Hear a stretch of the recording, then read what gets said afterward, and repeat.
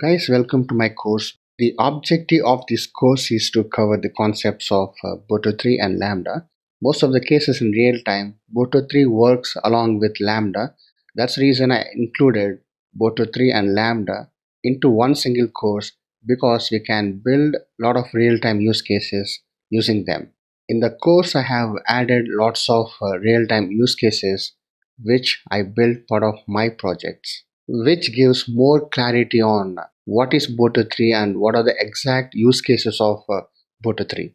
This course explains how to refer Boto3 documentation for any kind of implementation. So when you write code, the most important thing is how to refer the document. If you know how to refer the document, you can implement any kind of automation of your projects. It covers all the concepts under Boto3, like the concepts of clients, resources, waiters, etc. The step-by-step examples in the course will help you to understand the course very well. And I'm constantly updating my course by adding new videos regularly. So welcome. I am sure you'll be having a great learning. Thank you.